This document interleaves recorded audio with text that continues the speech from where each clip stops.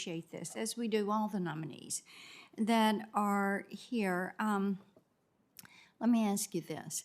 Does the Constitution allow the government to forbid religion in the public square? Thank you, Senator Blackburn, for that question. The First Amendment, of course, protects the right to free exercise and also has limits the Establishment Clause as well. So how would you define unconstitutional viewpoint discrimination under the First Amendment?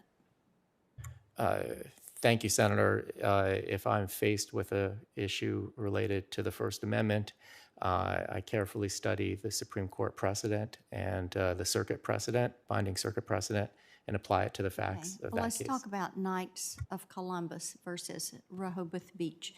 The city allowed secular displays for Christmas on public property, but prohibited religious displays specifically because they were religious.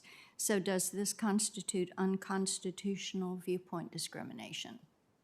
Thank you, Senator. You're referring to a case I decided about a year ago as a trial court judge, and I would first say I'm not sure that it's likely that a religion issue would come before the federal circuit, but it has come before me as a district court judge, and in that case, which moved very quickly, the city of Rehoboth modified the provision at issue, and so I found that the dispute was both moot and unripe, and therefore I did not need to reach the First Amendment issues. Okay. Well, you had two matters that dealt with mootness, correct? One involved the city of Rehoboth Beach and the Establishment Clause, and another involved Wilmington Housing Authority and the Second Amendment. In both of these cases, you ruled that these matters were moot after the state authority in each case revised the policies that the plaintiffs took issues with. So explain to me why the doctrines of capable of repetition but evading review and voluntary cessation should not have applied in these cases. Well, thank you, Senator Blackburn. The Wilmington housing case was a Second Amendment case. And in that case, I found, I believe, mootness only with respect to the provision that had been modified after the Supreme Court issued its decision in Heller. My case was filed before the Heller decision came out, and Wilmington Housing, I believe, changed their regulations in light of Heller. And so I did not find mootness with respect to the challenge to the revised post-Heller decision. Okay, so do you agree with the Supreme Court that the Second Amendment is a civil right?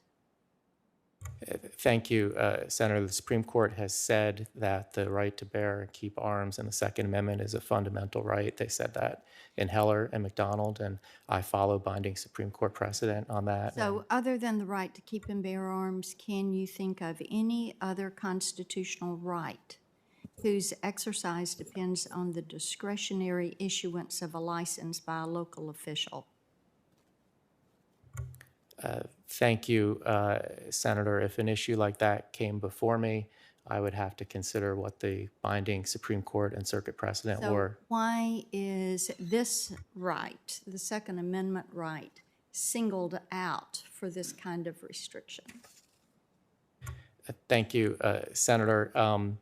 As a sitting federal judge, I'm not permitted to comment on the merits of issues that are pending in federal court right now, and it sounds to me like the issue that you're asking about may be part of what was argued to the Supreme Court in this term. Whatever the Supreme Court says in that or any other case, I will faithfully and diligently apply to whatever cases come before me, whether I remain a district court judge or whether I'm fortunate to be confirmed to the Court of Appeals. Okay, I'm going to run out of time, so I will ask you to give me this in writing because I want to know what your approach is to statutory interpretation. And I would like to know if, in looking at that, if you always start with the text. And then I do want to know if you believe that the meaning of the Constitution changes over time. And with that, Mr. Chairman, I will yield back. Thank you, Senator Blackburn. And Judge Stark, thank you for being here today. As Senator Blackburn indicated, you and the other nominees may receive written questions, which we hope you will promptly respond to. We thank you very much for joining us. We're going to call the second panel at this point.